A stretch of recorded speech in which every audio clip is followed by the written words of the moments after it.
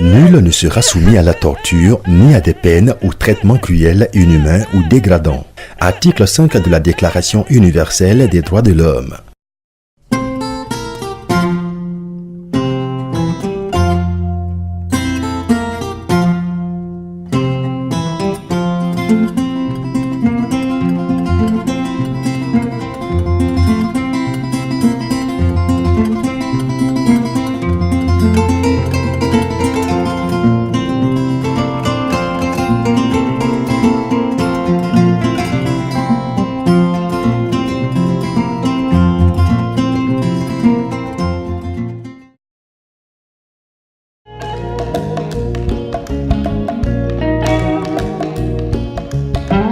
Le milieu carcéral en Côte d'Ivoire présente un fort taux de surpopulation qui culmine parfois entre 40 et 50% des capacités d'accueil des lieux de détention.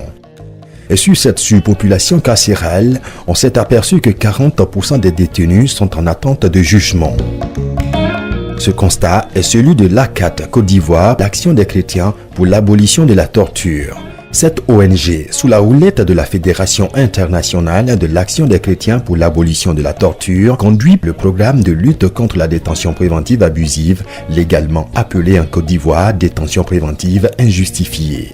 Suite à des incompréhensions dans une entreprise, une coopérative proprement dit, j'ai été déféré à la MAC d'Azopé. J'étais avec des complices, mais on a remarqué que des mois qui passaient, mais on était là, ça ne bougeait pas.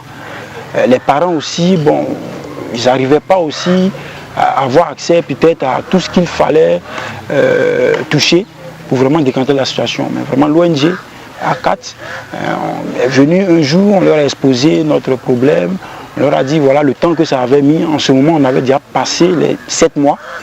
Et en tout cas, elle nous a promis de tout faire pour voir où est-ce qu'on en est. 10 mois après, on nous appelle pour nous relâcher sans jugement. La liberté est de droit.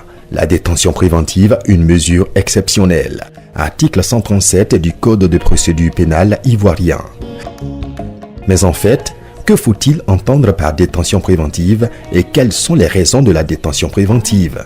La détention préventive est l'emprisonnement ordonné par le juge d'instruction dans le cadre d'une procédure d'information ouverte contre un individu du chef d'infraction à la loi pénale.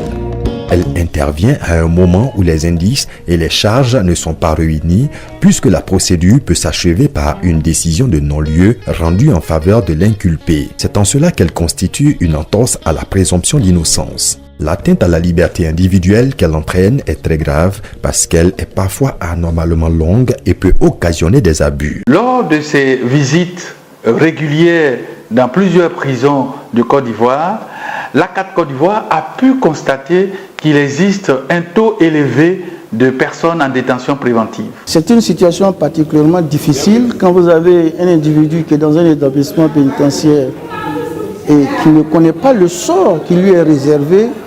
J'avoue que c'est extrêmement stressant. On a pu découvrir que certaines personnes sont allées au-delà de 40 mois dans les prisons que nous avons visitées. Et c'est peu de dire, puisqu'il existe dans certains lieux de détention des personnes en détention préventive au-delà de plusieurs années. Lorsque j'étais régisseur de la MACA, la maison d'arrêt de correction d'Abidjan, j'ai trouvé des situations particulièrement difficiles et je me suis rendu compte que la chose était tellement importante que juste les petites rencontres ou les heures d'audience ne suffisaient pas. Pour pouvoir priver quelqu'un de sa liberté, il faudrait qu'à minima, on ait des éléments pouvant dire déjà que ce qu'on reproche à la personne constitue une infraction. Si vous n'avez aucun élément justifiant que la personne est poursuivie pour une infraction et que vous décidez quand même de la détenir préventivement, sa détention est injustifiée. Aussi, en vertu de l'article 138 du Code de procédure pénale, toute détention préventive, n'est-ce pas, devant le juge d'instruction, obéit à des délais. Ces délais, appelés délais légaux de détention préventive, sont prescrits dans le registre d'écrou prévu par l'article 684 du Code de procédure pénale et consultable dans tout établissement pénitentiaire. En vertu de l'article 138 du Code de procédure pénale, lorsque le maximum de la peine est inférieur à 6 mois d'emprisonnement, l'inculpé ne peut être détenu plus de 5 jours après sa première comparution devant le juge d'instruction.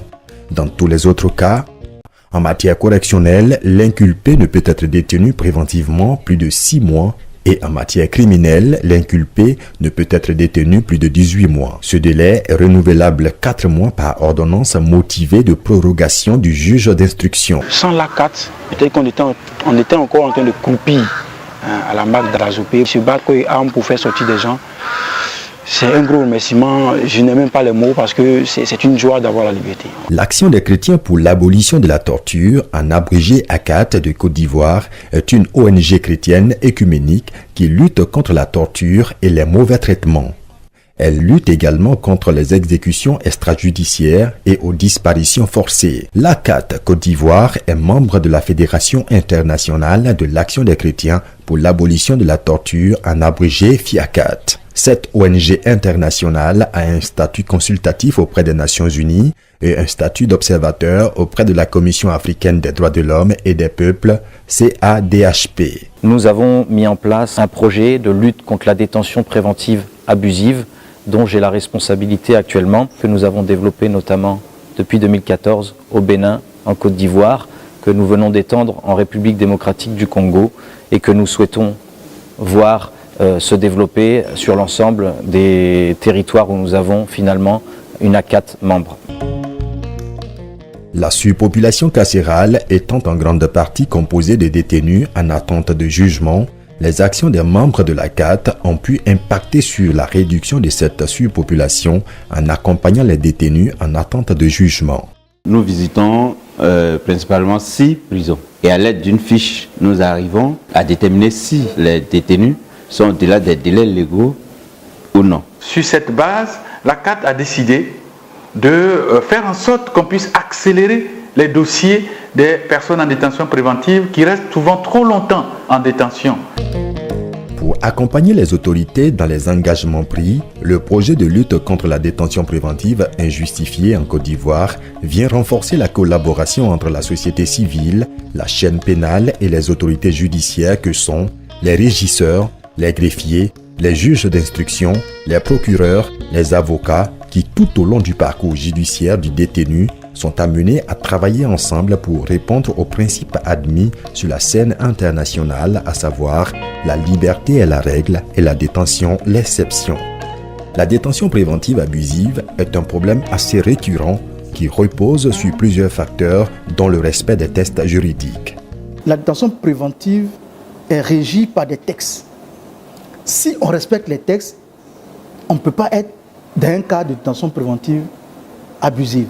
Le non-respect des délais légaux s'explique aussi par la situation des cabinets d'instruction qui se retrouvent souvent débordés. Eu égard au nombre de dossiers traités par cabinet d'instruction, il n'est pas toujours aisé qu'on soit dans les délais de traitement des dossiers. Je suis à plus de 400 dossiers, ce qui est tout à fait énorme. Il faudrait créer de nouvelles juridictions. Il faudrait ouvrir de nombreux cabinets d'instruction. Il faudrait aussi que les collègues du ministère public, c'est-à-dire les procureurs, visitent les maisons d'arrêt pour s'enquérir de la situation de certaines personnes. La maîtrise des différentes étapes du parcours judiciaire par le détenu lui permet de savoir à quel stade de la procédure se trouve son dossier. Le parcours judiciaire de l'inculpé. Premier cas, ouverture d'une information judiciaire sans plainte. 1. Enquête préliminaire menée par les officiers de la police judiciaire qui conduit à une mise en cause. 2. La mise en cause est déférée au parquet pour ouverture d'une information judiciaire. 3. Le juge d'instruction inculpe le mis en cause et délivre un mandat de dépôt. 4. L'inculpé est conduit et écroué à la maison d'arrêt. Le procureur peut classer le dossier sans suite. Il peut également ouvrir un dossier en flagrance. Deuxième cas, ouverture d'une information judiciaire avec dépôt de plainte. 1. Plainte avec constitution de partie civile adressée par instruction. 2. Communication du dossier au parquet pour provoquer les réquisitions. Le parquet retourne le dossier au juge d'instruction avec réquisition introductive. 3. Le juge d'instruction ouvre une information. Il inculpe s'il y a lieu. Il décerne un mandat dépôt s'il y a lieu. 4. L'inculpé est conduit et écroué à la maison d'arrêt. Aujourd'hui, le projet a eu des résultats très encourageants. Ils ont pu recenser 89 cas de détention préventive abusive dans 3 juridictions et établissements pénitentiaires. Et sur les 89, il y a eu 62 qui ont eu la liberté provisoire ou définitive. Cela représente 78% des cas traités en 15 mois. C'est dire que la détention préventive abusive est un fait réel en Côte d'Ivoire. Il y a eu aussi la mise en relation entre les membres de la chaîne pénale et la société civile. Ce projet a favorisé un contact de plus en plus facile avec les magistrats malgré leur agenda chargé. Les cas identifiés par les équipes sont transmis à nos avocats référents.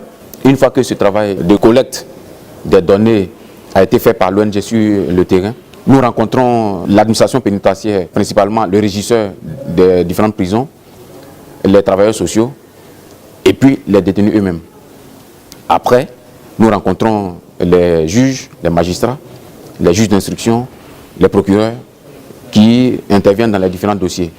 Une fois que la consolidation des données initialement mises à notre disposition par l'ACAT a été faite avec ces différentes interviews, nous voyons en même temps avec les différents magistrats comment est-ce qu'il est possible de faire avancer le traitement des dossiers, des cas des détenus qui sont au-delà du terme légal de détention préventive. La collecte des données statistiques s'effectue à l'aide d'une fiche de suivi du détenu qui comprend le numéro du dossier d'écrou, le code bénévole chargé du dossier, l'identification et les contacts du détenu, le lieu et motif d'arrestation, la durée de la garde à vue et de la détention, la situation carcérale du détenu, l'état du suivi de son dossier, le parcours judiciaire de l'inculpé.